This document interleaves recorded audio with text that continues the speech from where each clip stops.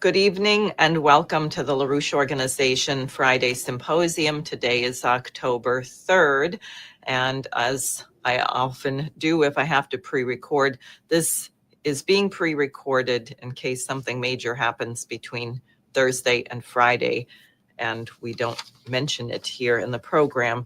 But I will say the situation is, in a sense, could not be more turbulent. On the one hand, we have President Trump, who had a very successful meeting with the Russian President Putin in Alaska. But now, according to the Wall Street Journal, as of yesterday, the Trump administration has given Ukraine permission to use Tomahawk missiles and American intelligence, which for anyone who is sane knows this means that the US and the UK, who are the ones who have the codes to operate such missiles, are in effect directly in a war with Russia. This is completely insane and criminal if it is true. And that's part of the problem because we don't even know what's true. We don't know who is calling the shots, which for a nuclear superpower is quite problematic.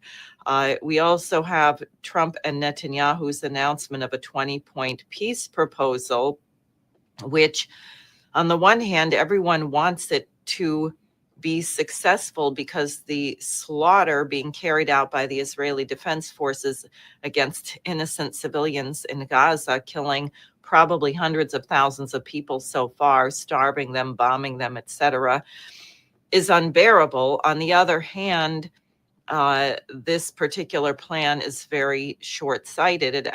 It presents the problem as if it is only Hamas and the attack of October 7th, and nothing criminal has happened afterwards, although they do usefully say that the United Nations should be the agency to deliver the aid. No mention of the fake Gaza Humanitarian Foundation, which just turned into killing fields with 1/10 of the food that's actually needed.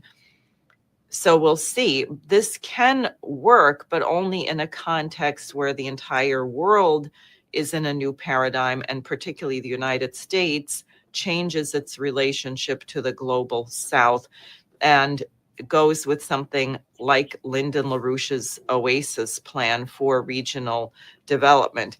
Finally, we had earlier this week this extremely bizarre spectacle of our Defense Secretary Hegseth calling in all these generals, admirals, people much higher military rank than he. Of course, he is the Secretary of Defense, to give them some kind of diatribe about not being woke. This was not strategic. He didn't call them one by one and say, look, could you clean up this area? Or I got a report about something going on in the troops under your command. Really bizarre in that we're going to have a warrior fighting force and then various references to being of the cloth. I'm sorry, we're not running the Crusades. You have freedom of religion in the United States. Hegseth, unfortunately, seems to have ties to the Temple Mount organization, which is a bunch of religious fundies who think we're going to bring in the Armageddon and the second coming of Christ. And if billions of people die in the process, I guess it's okay. It's God's will. It's bizarre. We don't need religious zealots in positions of power, particularly positions to make war. So we'll hear more of this, but I think it underscores the importance of the discussion we're about to have now with two of the historians of the LaRouche Organization, Christopher Sare, who is also my husband, and Robert Wesser. And Bob and I had discussed a few weeks ago that we wanted to do a series, given that we are entering the 250th anniversary of our Declaration of Independence, of American history and some of the great leaders of our republic, and why, present their lives. There's a great deal that most people will not know because, unfortunately, most of the history books in the United States seem to be written by British companies. So with that, I will turn it over to you, Chris and Bob. Great. Thank you very much. So, yeah, Bob had this idea of doing a series on the great presidents. And the idea is as I titled this, George Washington versus the Empire, since he is the first president of the United States, but also, as you'll see, more than that. I mean, the what he did in order to become the first president of the United States is also quite fascinating. And I think it's important because a lot of people have a very vague notion of Washington, if any at all. Well, very vague. I mean, yeah, he was the first president. I cannot tell a lie. I chopped down the cherry tree. I mean, absolutely banal, stupid things that, American citizens need to find out what the issues were and who were the people that created this country. And you have to find out who George Washington is. And I highly recommend reading this biography of Washington by Ron Chernow. It's not perfect. It misses some essential things, but it is a very fair and respectful biography of this great man, Washington. So I want to just start with a bit of the facts around Washington. He was born in 1732. So just to give you a sense of this, Ben Franklin was born in 1706. So he's Ben Franklin is an intellect in the nation or in the colonies at this time, and his father, Augustine Washington, joined the Principio Iron Company that was founded out of Maryland, but he set up a iron mine and an iron production facility in Accokeek Creek in Northern Virginia. So this is in 1736. Washington's 4 years old, and his father sets up an iron company in Virginia. In 1748, the Ohio formed, and the Ohio Company was created. Actually, can you bring up the first slides?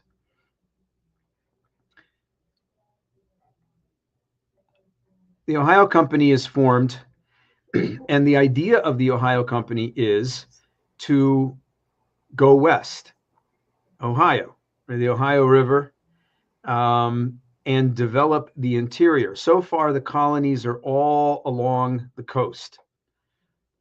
Washington, Spotswood, who was the governor, he was governor before Washington was born, but he had a concept of getting across the mountains and developing the interior of Virginia, which was huge. I mean, the Virginia went all the way to the Mississippi River at that point, to the west. So these are images of Washington, 16 years old.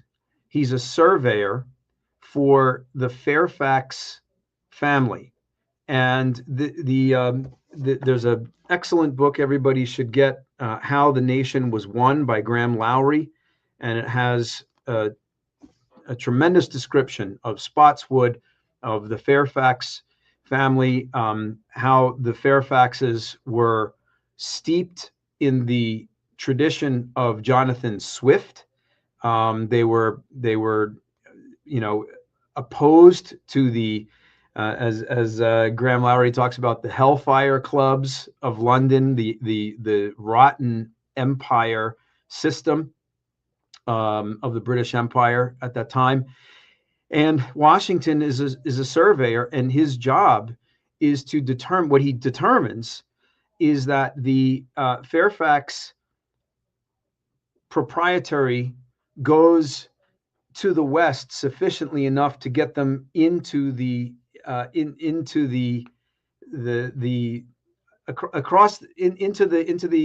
Mississippi Valley, basically, where the rivers start running to the west, with the idea of developing this area. And Washington begins to buy land in this area. and gets familiar with this area, as you can see, surveying, and you can go to the next slide, or actually I can go to the next slide. Yeah, there we go. So the Ohio Company, Governor Dinwiddie of Virginia is a major force in the Ohio Company.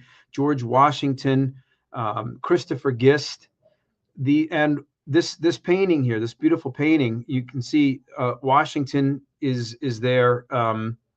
He's on the side there. Gist is in the center, and they're talking with Native Americans. And the idea is to create friendship with Native Americans, trade, have a cooperative partnership with them.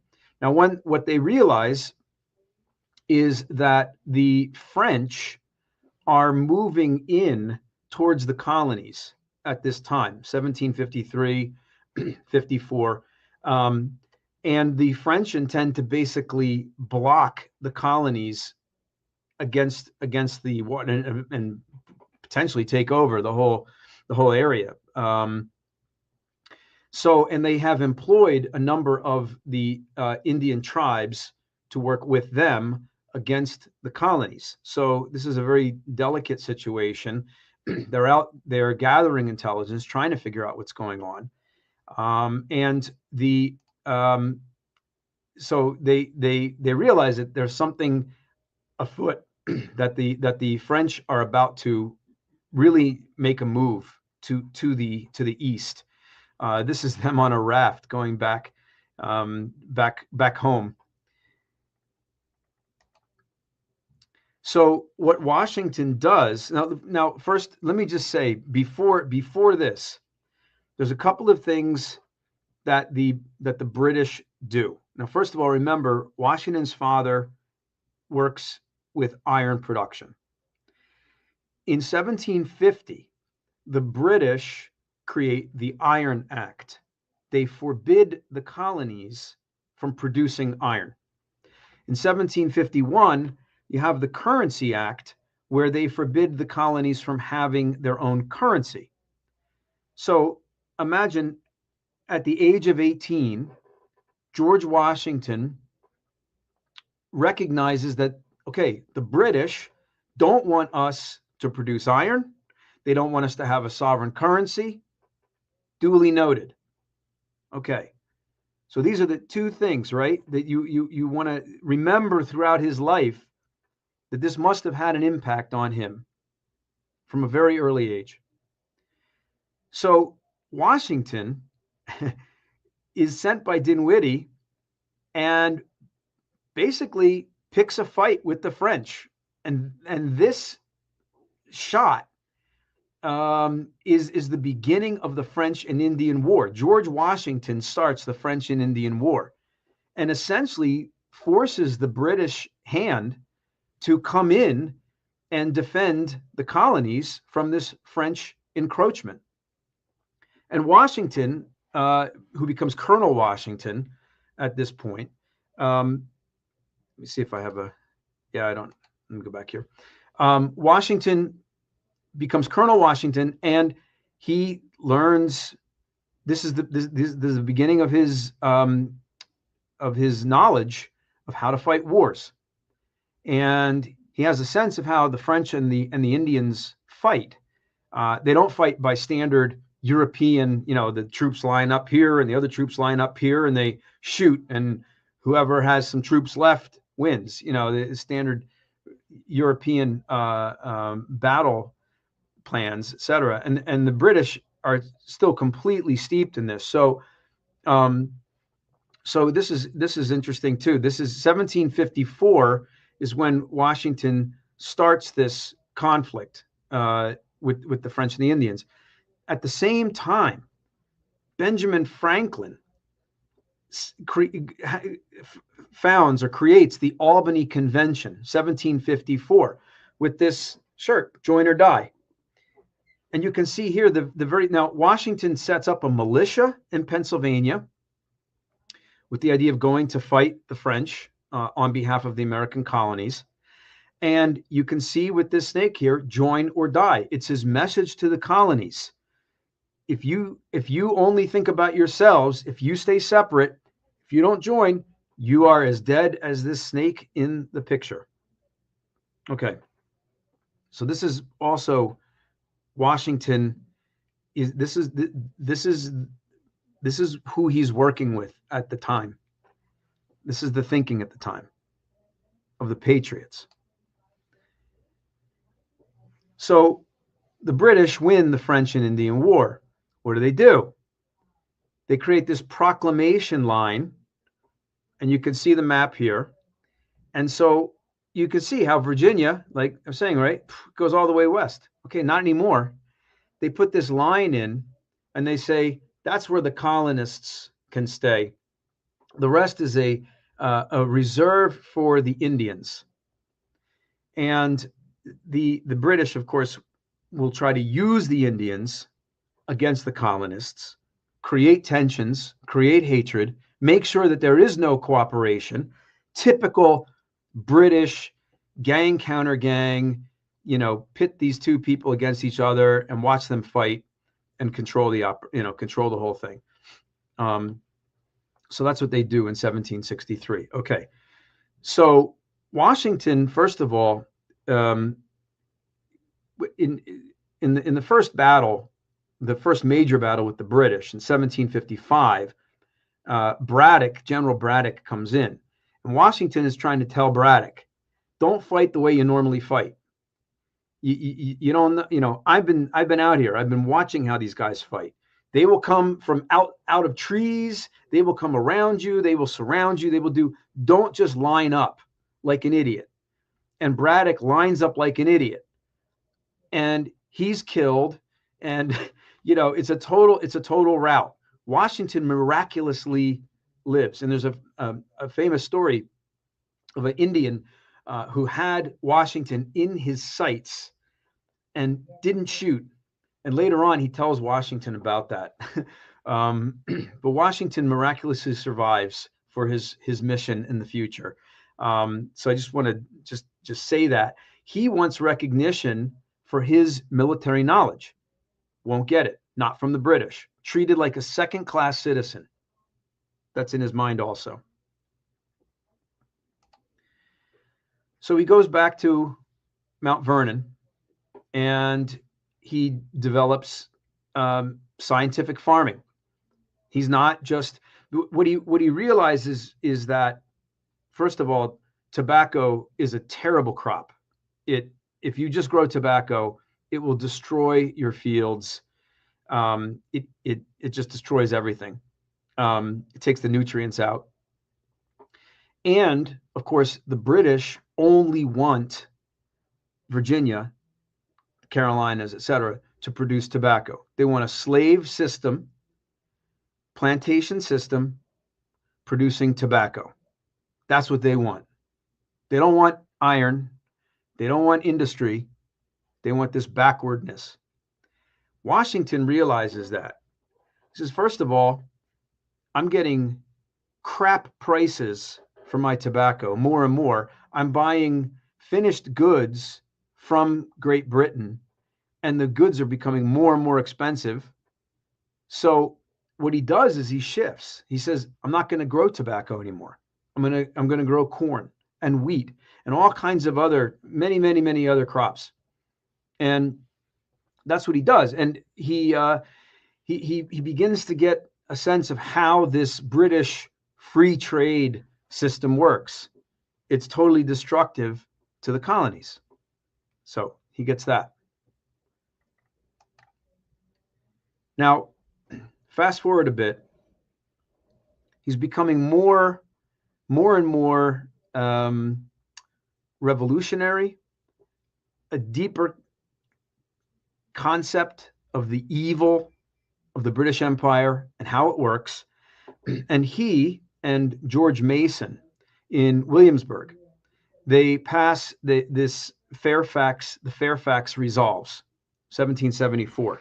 And I just want to read to you just a few sections from the Fairfax Resolves. This is 1774, 2 years before the Declaration of Independence. Resolved that the most important and valuable part of the British Constitution, upon its very existence depends, is the fundamental principle of the peoples being governed by no laws to which they have not given their consent, by representatives freely chosen by themselves, who are affected by the laws they enact equally with their constituents to whom they are accountable, and whose burdens they share, in which consists the safety and happiness of the community. Okay, so that is asserted. And so you already have a sense here that they don't exactly respect the all-powerful King of England. Furthermore, they go on to say, resolved. Now, this is after the Tea Party, right, in Massachusetts. So, and they're outraged by what happened there. Resolved that we will cordially join with our friends and brethren of this and other colonies in such measures as shall be judged most effectual for procuring redress of our grievances, and that upon obtaining such redress, if the destruction of the tea at Boston be regarded as an invasion of private property, we shall be willing to contribute towards paying the East India Company the value.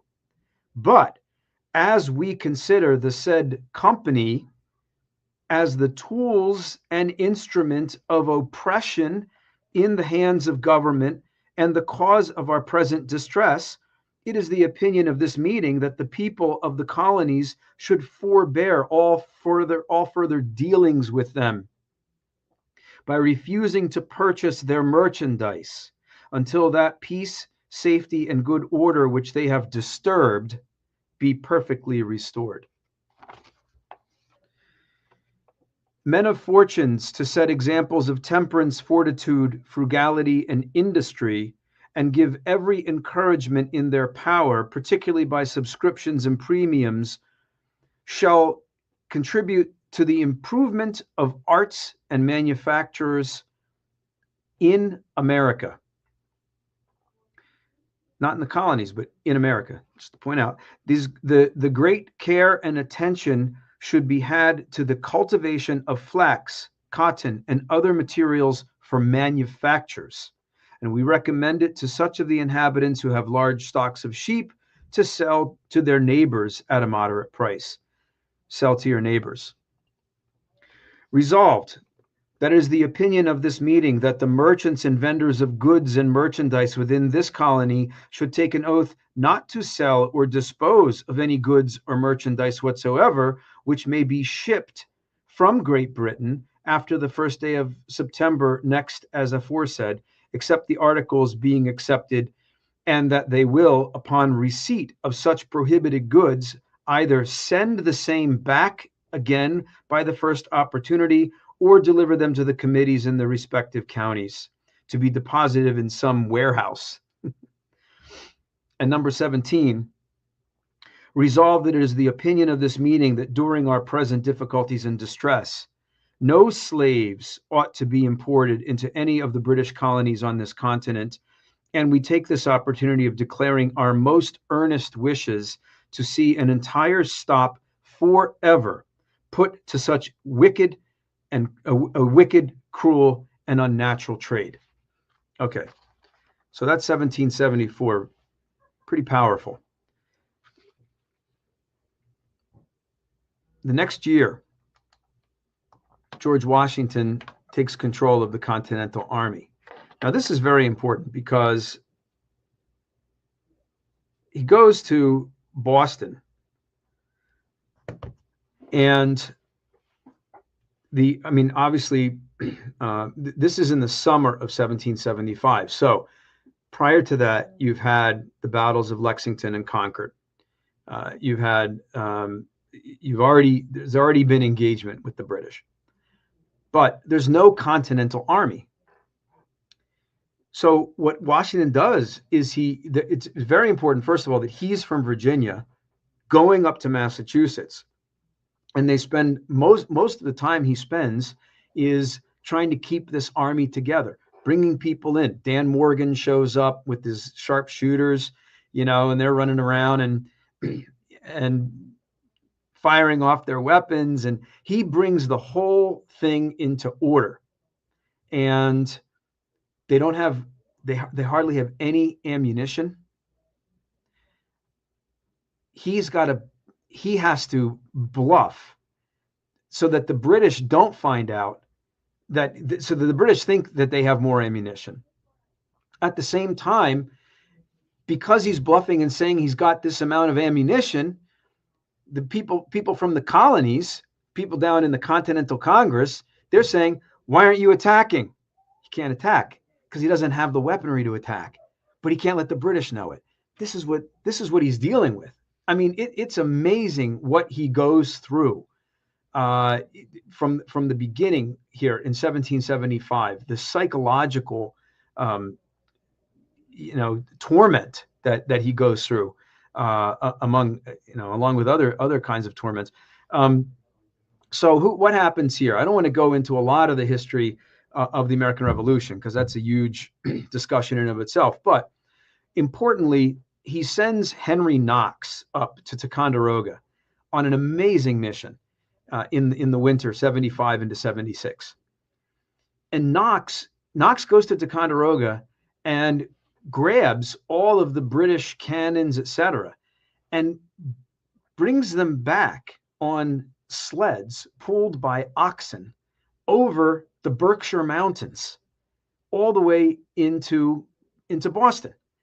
And so you have this famous battle, a battle that never becomes a battle, where they basically bring, the Battle of Dorchester Heights. They take these cannons, etc., and the British have all of their ships in the harbor in Boston, and so they bring these cannons up to Dorchester Heights in the middle of the night, one night, and the weather's fine.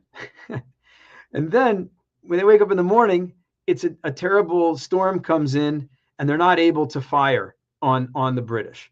But the British, seeing this, basically they pull out. They go up to Nova Scotia, etc. Washington doesn't know exactly where they're going to go, but he surmises that they're going to go to New York, which they do. And they come down around to New York, and Washington is in New York. When the British leave, he brings all of his troops down to New York. And it's in the summer of 1776 that the troops are there, and the Continental Congress declares independence from the British Empire in 1776, July 4th. Washington reads this Declaration of Independence to his troops in New York City. And they get a little wild, and they go and they tear down a statue of King George III, and they drag it up to Litchfield, Connecticut, and melt it down and make bullets out of it, lead bullets. And Washington can't agree with that kind of insubordination and wildness. But anyway, a series of losses occur, one after the next. The Battle of Long Island, or the Battle of Brooklyn, Battle of White Plains. There's a few places where he's able to push back a bit, but basically he is retreating, and he develops this idea of a strategic retreat because the British have what they have. I mean, and they're going to send more ships over, but essentially they're going to have what they have, and they're there, and the American military, Washington has what he has, and he doesn't even have what he has because half the time these guys are leaving. They're either their year is up, their time is up. He can't get pay for them. He's constantly battling with the Continental Congress. Look, we need money for these troops. We need to get them something a little extra just to convince them to stay for another month so we can fight this next battle. This is what he's dealing with all the time. So he's dealing with the states' rights nonsense. There's no central government. There's no concept of the entire nation coming together. He's trying to pull the entire nation together to win this revolution against the British Empire. So so he retreats. We know, people know about the strategic retreat he makes to Pennsylvania, and the very famous Battle of Christmas Day of 1776, when Washington, and it's interesting because, there's at least 8%, according to Chernow, 8% of the soldiers in the American army are African Americans. And you see this with Glover's forces, Glover and the Marblehead men who managed to get all of these ships across the Delaware, all these boats across the Delaware, for this surprise attack on the Hessians at Trenton. And this is a major turning point because you've had nothing but losses until then. This is the period that Tom Paine is writing the crisis papers. These are the times that try men's souls. The Summer Soldier and Sunshine Patriot will quickly, and this is who's rallying the troops. So we have this tremendous victory that Washington lays out. Fast forward to Valley Forge. Again, tremendous suffering. It's a tremendously cold winter. Troops don't have shoes. There's a number of battles that have gone on, not victories, not complete losses, not victories. But he's dealing with the fact, again, that Congress won't get him money. And what he's seeing is that farmers all around are selling their food to the British in Philadelphia and other places because the British are paying the price. So he's there and the troops are there fighting for the independence of this nation. And a huge number of people in the colonies are not only not fighting, but they're getting food to the enemy because they're looking out for themselves. So this is a hell of a thing. It's not like everybody was in favor of the American Revolution or was wholeheartedly sacrificing to make sure that it was successful.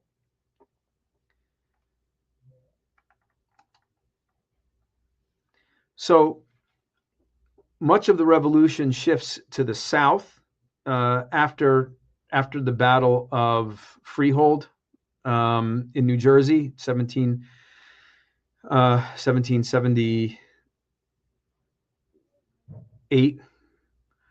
And so Washington at this point, he's still up in the north, but you have a number of battles in the south, some victorious, some not.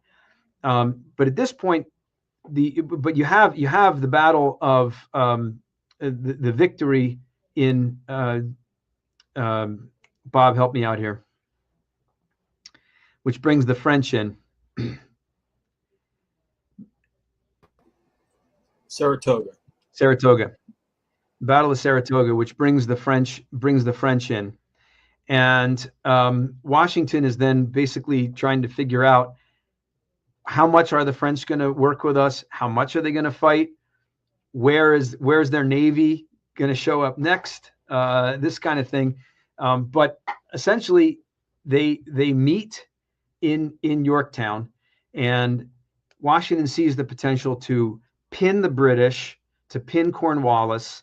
The British Navy leaves, Cornwallis there, and at the same and immediately then the French Navy comes in, and they're able to win a victory. And Hamilton plays an actual military role in this. He had been involved in cannons and artillery and things of that nature. In this case, he actually leads an attack on a redoubt, and the British are soundly defeated. And you can see here, this is Washington before the battle, going into the Battle of Yorktown, and then this is the famous painting of Cornwallis surrendering.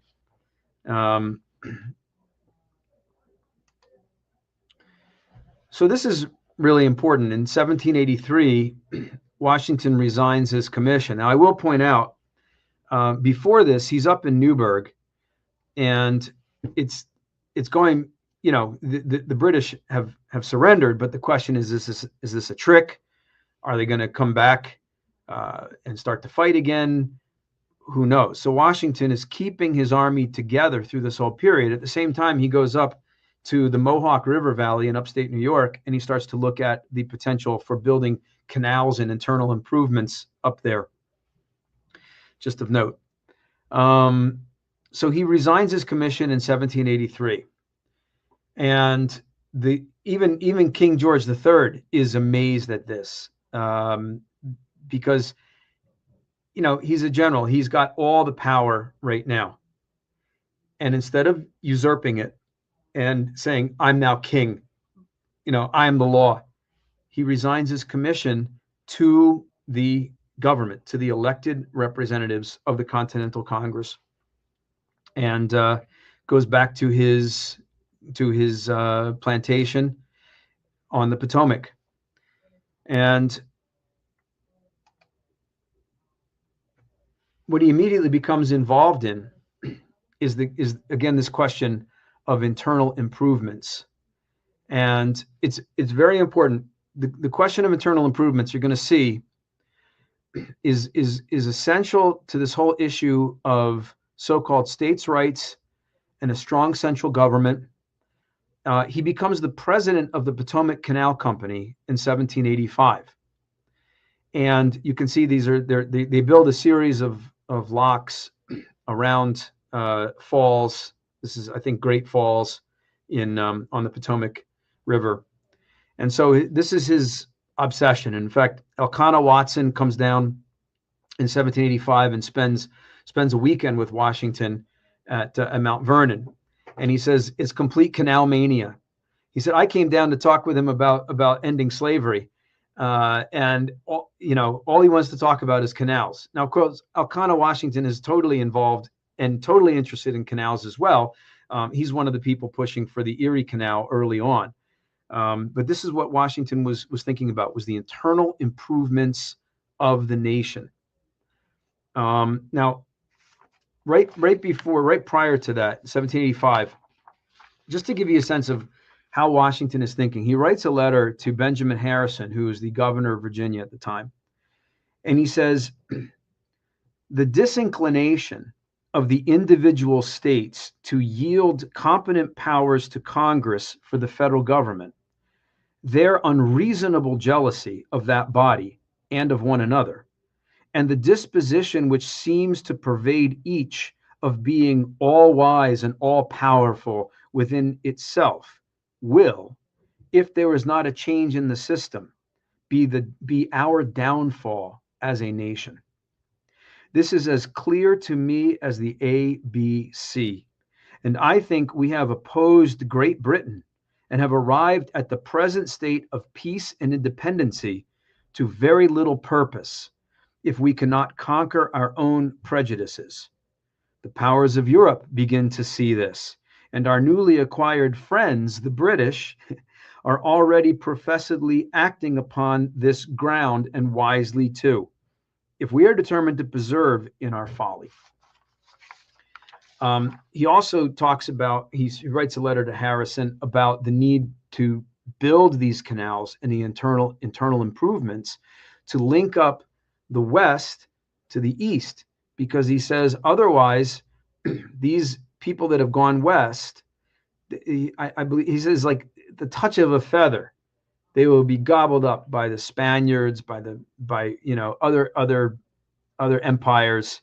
So we've got to bind the nation together with internal improvements. And at that point, we don't have railroads, so canals are the key thing, which Benjamin Franklin has been totally involved with. He was over in England studying canals. Schuyler, General Schuyler, had spent time in the 1760s in England studying the canals. Elkanah Watson, who had come down to talk to Franklin, he was over in Europe actually working with Franklin, and he took a tour all throughout Europe, the Netherlands, England, studying the canals, how they're built. So this is what is on the mind of these patriots that just won the revolution against the British Empire. This is what's on George Washington's mind.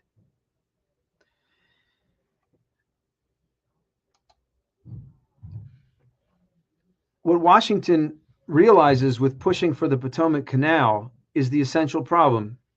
Maryland and Virginia are fighting each other over who is going to get the most benefit out of the canal and the Potomac River. Maryland argues that they're going to lose trade and economic power, because then that whole Chesapeake Bay is going to be taken away from, and Virginia will. And it's so ridiculous because this canal is going to serve both Maryland and Virginia, right?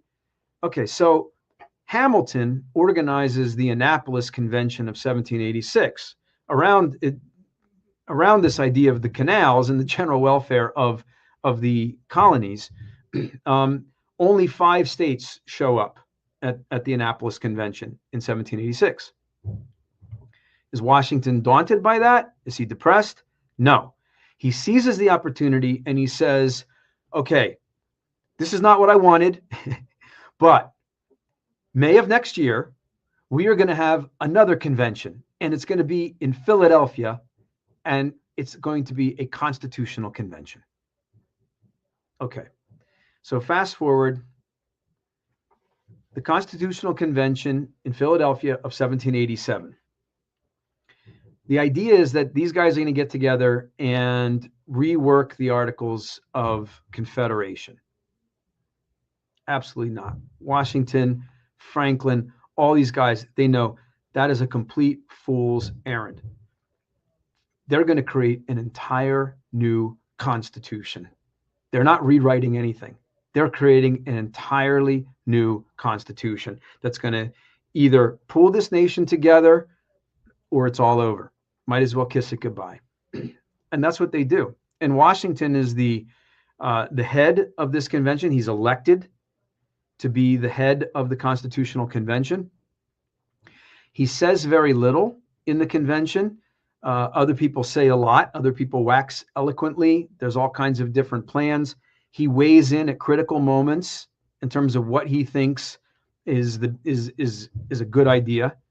And they come up with this amazing document, the Constitution of the United States, which, you know, you think about it, there's a lot of, first of all, the fact that he walked away from power when he resigned his commission in 1783 created the conditions where he was able to be the head of this Constitutional Convention, and people weren't afraid that he was going to become the next king, the next dictator, grab the power, the next usurper. So he was in a unique position to do this because he was a uniquely moral person with his flaws. With his flaws, everybody had flaws. We all have flaws. But this guy had unique moral capabilities that allowed him, because of how he had governed himself, that allowed him to be the head of the Constitutional Convention. Now, ironically, at the end of it, George Mason, who had written this Fairfax thing, Mason walks out. He says, I smell a rat. They're grabbing national power, you know, and it's this thing that you get from these southern states. You know, if they have this power to do this and that, they have the power to take our slaves away, you know, and that's the constant refrain. So you see a shrinking of many people. Madison shrinks later, but he doesn't shrink at this point. He's involved in this Constitutional Convention, totally involved and totally in agreement with Washington on the question of a strong central government, as is Hamilton, as of course is Ben Franklin. And the famous story of when Franklin sees the sun, either the sun on the back of a chair, and he goes, well, you know, at first when I got here in May, I didn't know whether the sun was rising or setting, but now I know it's rising in September. He says, now I know it's rising. And they sign this Constitution. Then they have to get it ratified by 9 states, and in order for it to come into existence. And that's a huge fight. And Washington's involved with that in Virginia. And of course, you know, the Federalist Papers, Hamilton, Jay, Madison, they're writing the Federalist Papers. They're getting this into newspapers all over the country. They're fighting to get states to pass the Constitution, and they get it. And they get it in 1788. They get it, and the Constitution becomes law. And of course, George Washington is elected president unanimously in 1789, unanimously elected. And he, again, is in that unique position to be president of the United States because he didn't grab power. He never became king. Okay. So Washington as president, you're the first president of the United States. Imagine that. People take the United States for granted now. Maybe fewer and fewer because of the way things are going. You begin to think 250 years later, maybe we don't make it. I don't know. That's up to you and me. That's up to us. That's what the LaRouche Organization is all about, is making sure that we have a as brighter next 250 years. But here's George Washington. He's the first president of the United States. Everything he does is going to be scrutinized. Everything he does sets the basis for what this nation will become. That's what's on his mind. Absolutely amazing, awesome responsibility on his shoulders. And what he does is one of the first things he does is he takes a tour. He goes north, he goes south, he goes to visit every state in the Union except Rhode Island, because they haven't, I believe it's Rhode Island, they haven't signed on to accept the Constitution yet. So he meticulously avoids them. Anyway, but he goes on a tour. He goes to get to know the nation, and again, constantly thinking about manufacturing, scientific agriculture, internal improvements, canals, not just canals for the development of Virginia. He's not a backward Virginian who's only interested in his colony, Virginia. He's interested in the development of the whole nation. He's an American patriot. So he does that. Now, inside his administration, there is a huge brawl going on. And you see it most clearly between Hamilton and Jefferson, but it's, Knox is his Secretary of War. Knox is a patriot. Knox is a nationalist. Hamilton is a nationalist. Knox and Hamilton played a huge role in the American Revolution. They actually put their lives on the line, right? They were shot at. James Monroe also, same thing. Madison was not. Thomas Jefferson was not. I'm not saying that Madison and, I don't know about Jefferson, but I'm not saying Madison didn't play an essential role.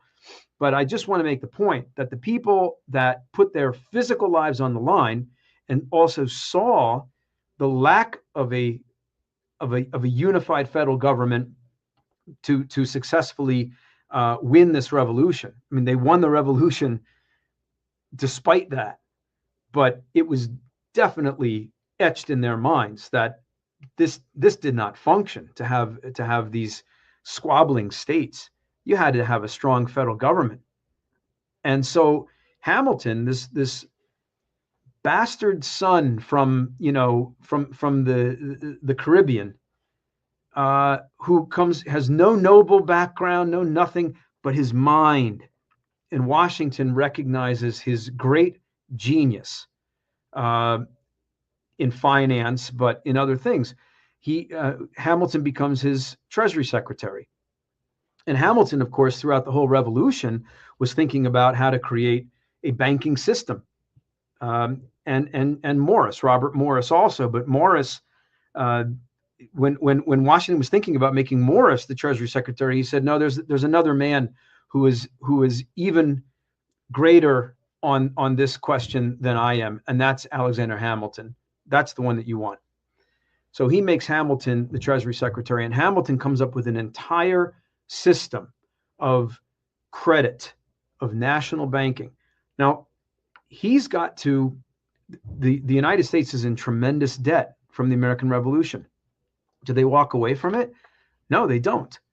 Hamilton argues if we walk away from that debt that we owe to our own people, the debt that we owe to other nations in Europe who loaned us money for the revolution, if we walk away from that, we won't exist.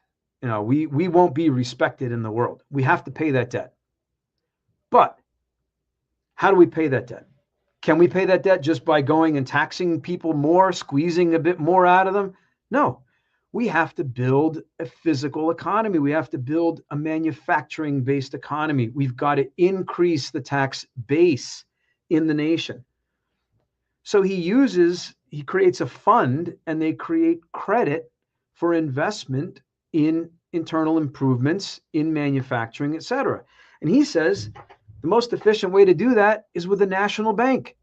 Article 1, Section 8, the Congress has the right to borrow money on the credit of the United States, to coin money and regulate the value thereof.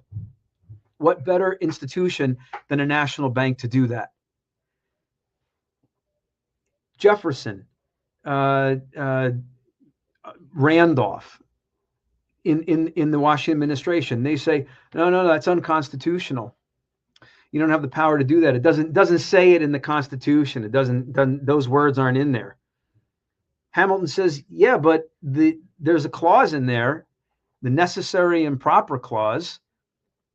Anything that's necessary and proper to carry out the functions of the Constitution shouldn't be prohibited. Why would they be prohibited? Well, because it's not written in there. Well, that's absurd. And of course, the fundamental problem is that what's underlying the whole attack on Hamilton is a damned lie by these Confederates, because they want their slave system, period. And Washington, by this time, probably has already realized he's going to free his slaves. You can argue he should have done that earlier. I would argue he should have done that earlier. But he also doesn't know, he's dealing with this backwardness in the South, and he knows this backwardness in the South. And so he's dealing with, how do I keep this country together? And at the same time, extinguish this evil and develop the nation. It's not so simple. So he sides with Hamilton. He asks them to make their arguments back and forth. Hamilton writes a paper. Jefferson writes documents against it. Washington sides with the national bank. They say, oh, he's an idiot. Hamilton manipulated him. You know, this is really disgusting. I mean, Washington may not have had a huge formal education, but did he understand that the United States needed credit, that the United States needed manufacturing? I think we see from earlier, he absolutely does. He absolutely does. He's not an idiot. He's not a fool. He's not played. He understands. And he's the first president of the United States. And that's what we're founded on, is that concept that Hamilton lays out.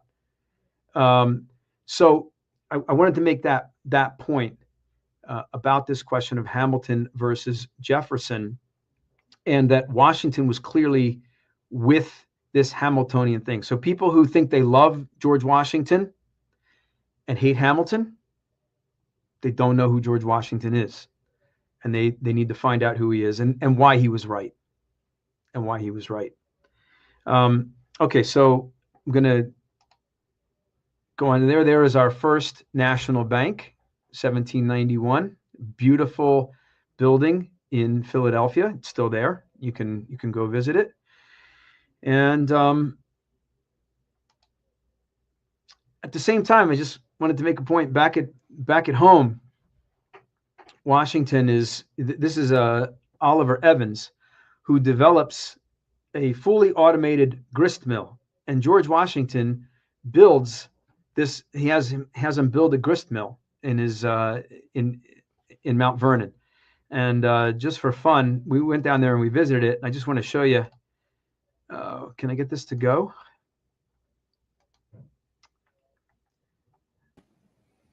No, you can't. I can't. No, it's a video. Yeah. Okay. Well, anyway, it's a video, and it shows how there's a water wheel working, and the whole thing is is mechanized, and it's amazing, and it's using machine power, right? So this is in a sense, this is how you're going to get rid of slavery, is by bringing in machine power and having machines do the work that humans would do.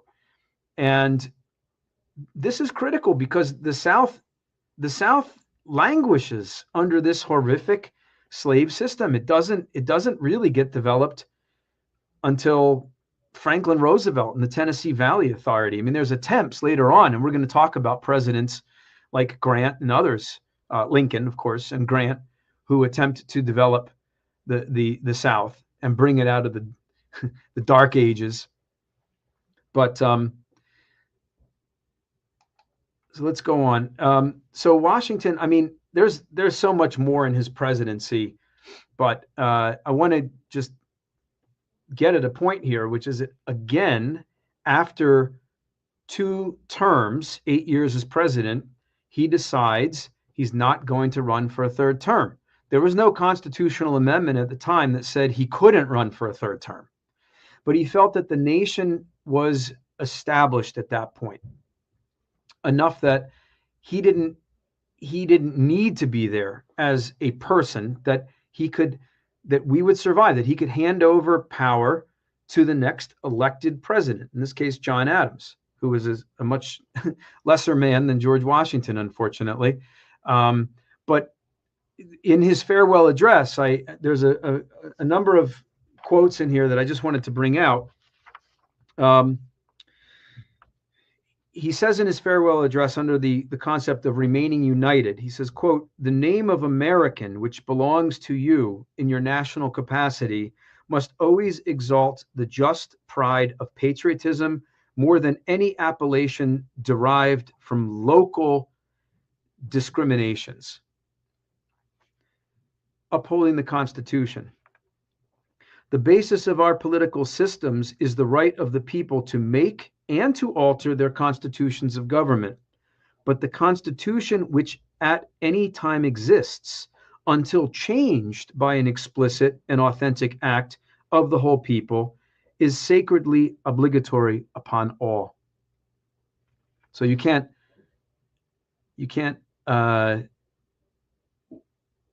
what was this thing that Andrew Jackson fought against later, ironically, but they were trying to, where a state basically vetoed a law, and they say, no, you can't do that. The Constitution is the law. Beware of party politics. They are, quote, "They are likely in the course of time and things to become potent engines by which cunning, ambitions, and unprincipled men will be enabled to subvert the power of the people and to usurp for themselves the reins of government." Parties, political parties. That's what he's talking about.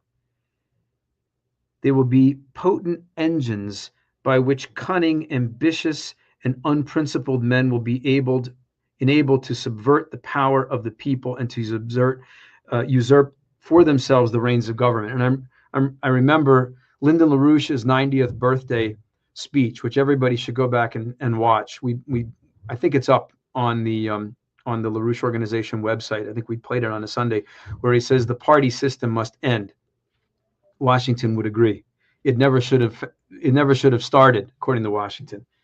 And that's the problem with the Federalists and the Republicans later that take off this whole battle that goes on. Valuing education. Promote, then, as an object of primary importance, institutions for the general diffusion of knowledge. Very important to have an educated citizenry. Cherish public credit. As an important source of strength and security, cherish public credit. That's what he says. Avoid foreign entanglement.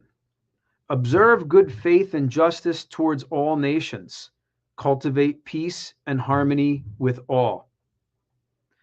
And he talks about the pitfalls of permanent alliances, permanent rivalries, which we're constantly being pushed into now.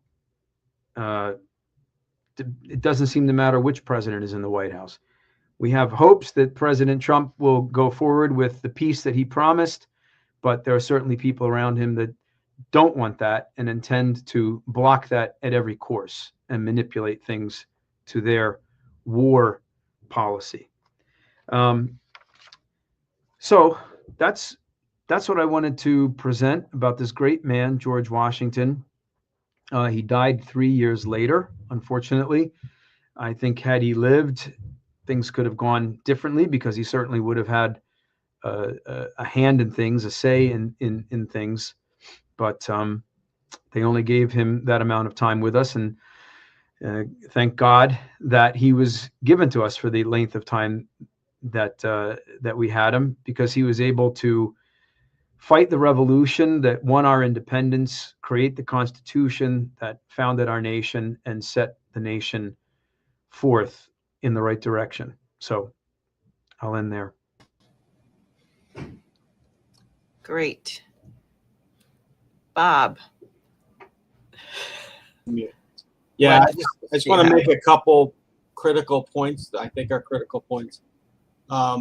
Because, I mean, what was, I think, really good, what Chris went through, is the mission of the nation. You know, the mission of the United States. And of course, that later on is kind of, you know, honed down to the preamble of the Constitution. We have a mission to ourselves and our posterity to develop a, you know, as the Chinese would say, livelihood of the people, government of the people, by the people, for the people. That's the mission. And of course, Washington's entire life is that mission. So if you have that mission, then you can take all of these kind of disparate, crazy, sometimes elements and move them historically to make that happen. And the revolution is just filled with that stuff. There's all sorts of, you know, internecine fighting and the Continental Congress and conspiracies against Washington, and it bothers him. There's some things that bother him, but he's able to put people to like a chorus, like a choral conductor. He's able to conduct a great symphony with these people based on that mission. Just one quick example is Saratoga, which turned the entire Tibet war around. You know, Schuyler was the head of the Northern Department. Everybody hated him. The New Englander, the egalitarian New Englanders all hated him because he was this Dutch patrician and blah, blah, blah, blah, blah. Right? Well, if he would have stayed as the head of the Northern Department when the Burgoyne invasion came down from Canada, nobody in New England was going to go there and be part of it. So what does Washington do? He says, dude, you got to get out. You know, not that you're a bad person, but we're going to put somebody else. He puts Gates in. Is Gates a great general? Absolutely not, as we see later in the South. But Gates, in New England, the Massachusetts guys love him. They love him in the Congress. You know, he's respected as a military guy.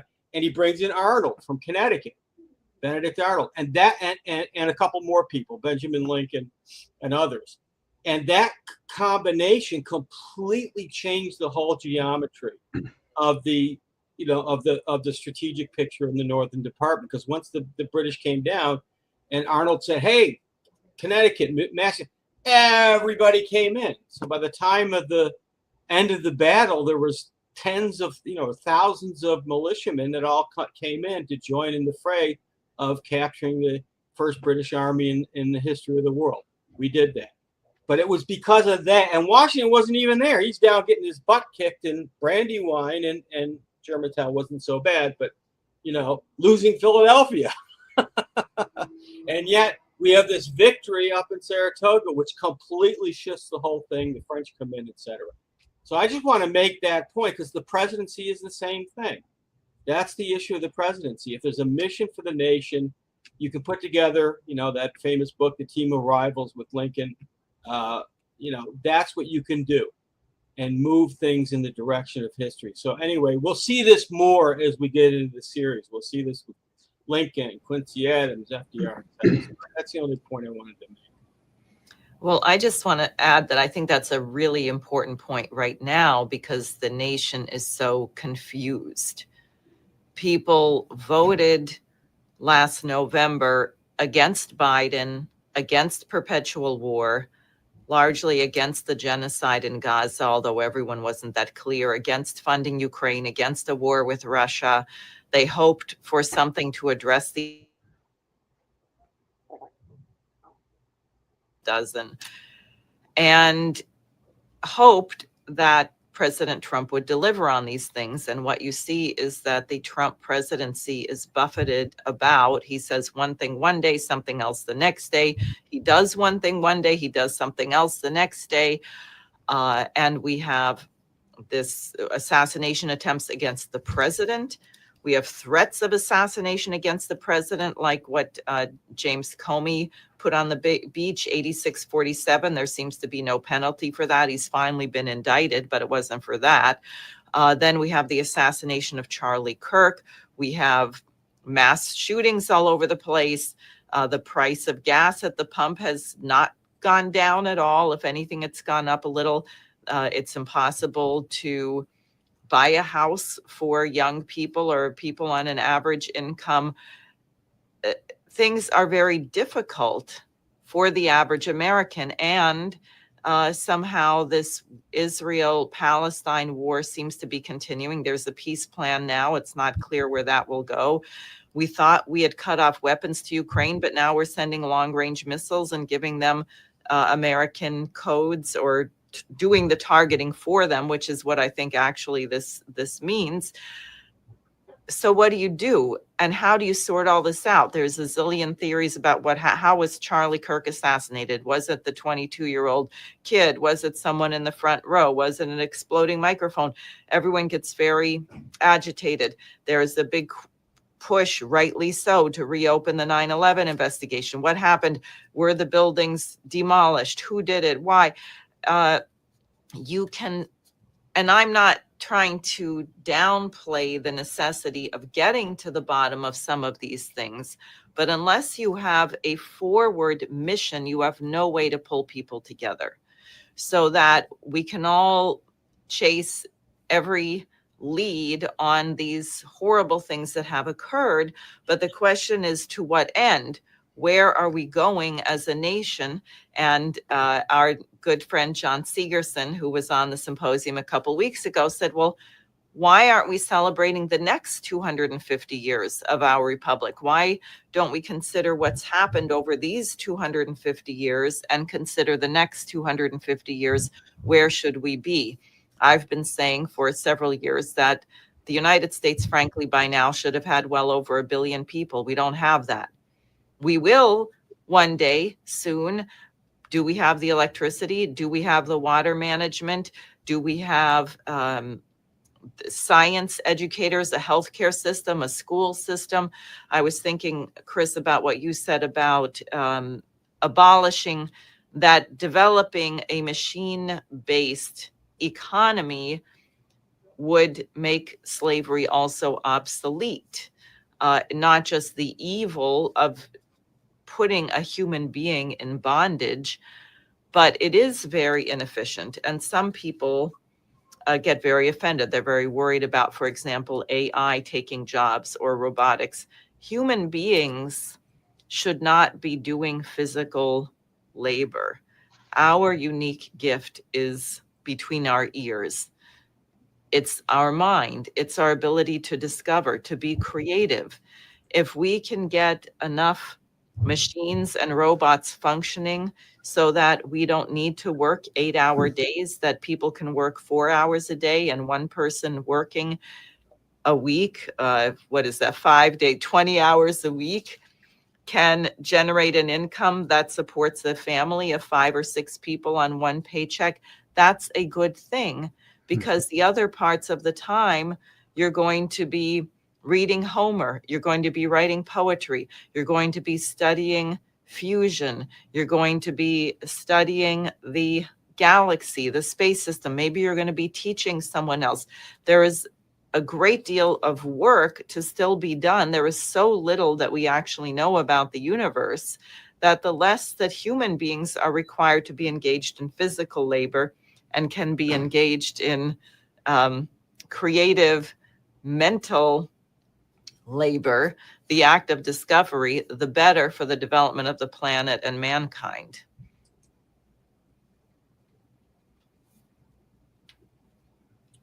Yep.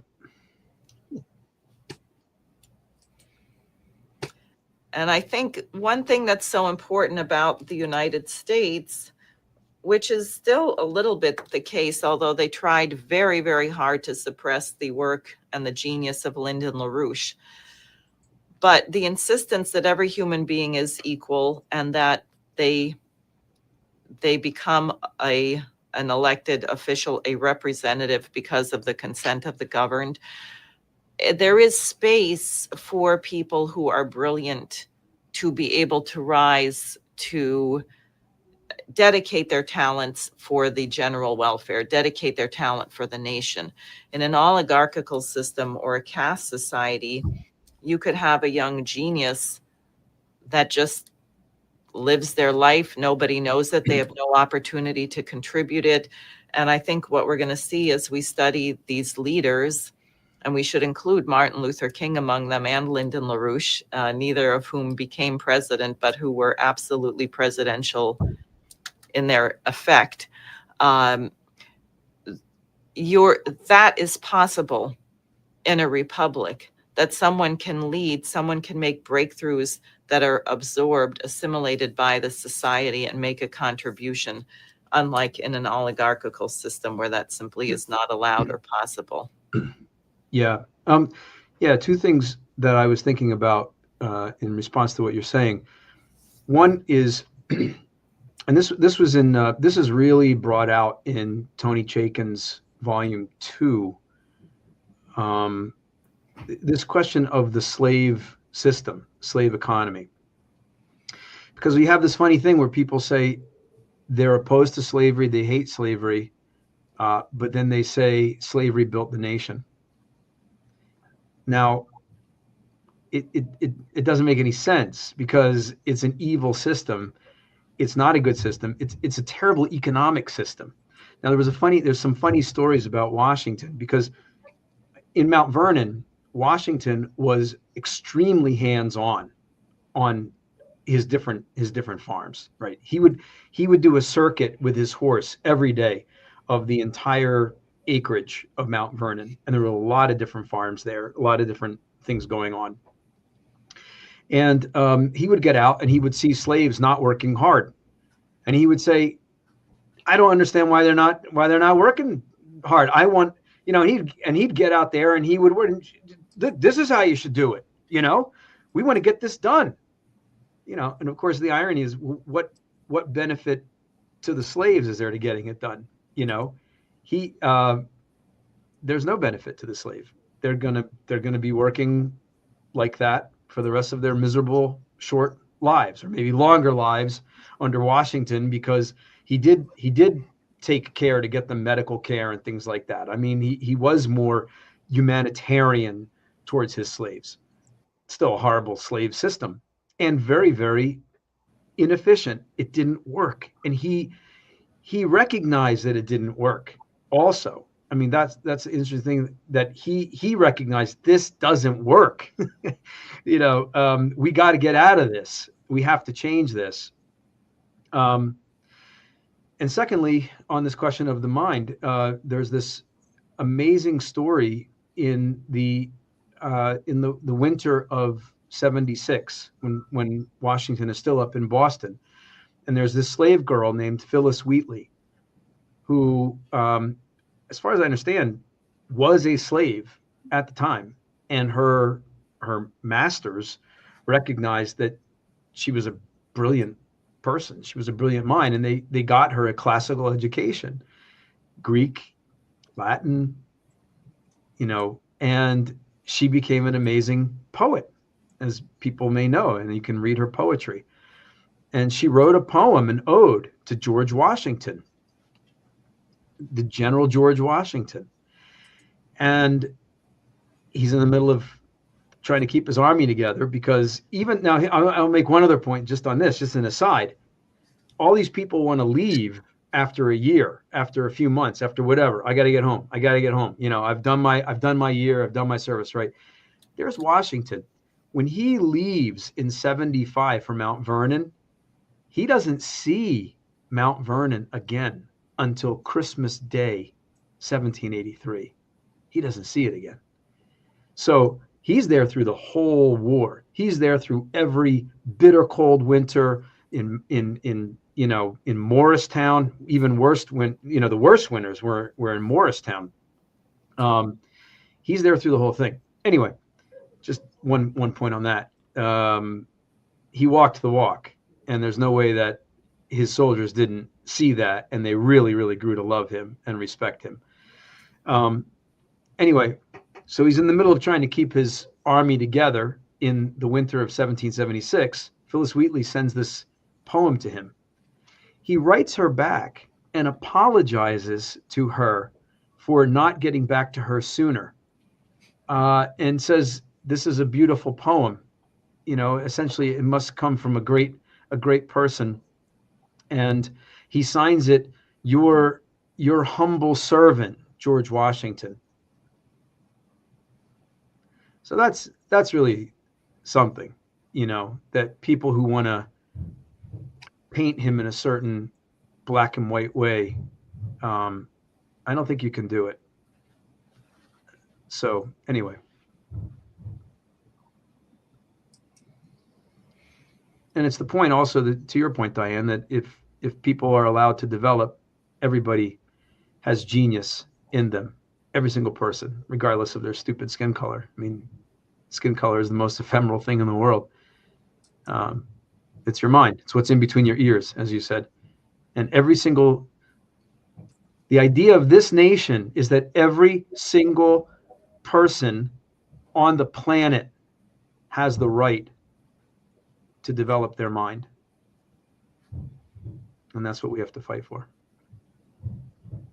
Bob, did you have something Well, yeah, else? I got one. I can't hold myself back. I have to tell you, it takes a minute, the story of the Purple Heart, because it's so George Washington. So Washington was really pissed off at the Continental Congress because they wouldn't let him promote non-commissioned officers or promote his own generals. He couldn't do that. They had to go through all this and that, so he created something called the Badge of Military Merit. And this is in 1782 when he's in Newburgh. And the army was in what's called New Windsor Cantonment up there. You can go visit it. And he set up what they did is they basically, he wanted to give this medal, Badge of Merit, it wasn't really medal, but to soldiers that non-commissioned officers, these were sergeants, privates, and corporals who performed amazing things during the Revolution. And they built this whole building. It's called the Temple of Virtue. And in the Temple of Virtue, they had a book called the Book of Virtue. And if you got this Badge of Military Merit, you know, you were put into this Book of Virtue, which is now, it's lost somehow. You know, we lost it historically.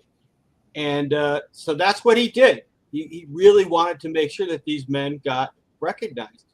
And this later on the 200th anniversary of Washington's birth in 1932, was resurrected as the Purple Heart, but this time for men and women that were wounded in battle.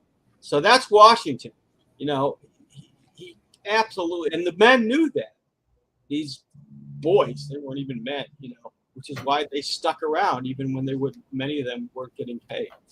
Anyway, so I had to throw that in there because that's George Washington. That's great. Well, thank you very much. I think it's time to wrap up. And I would urge people to spend some time on the LaRouche Organization website, particularly the Sunday programs. It's now Sunday, right, Bob? Yeah, it's Sunday at 7 p.m.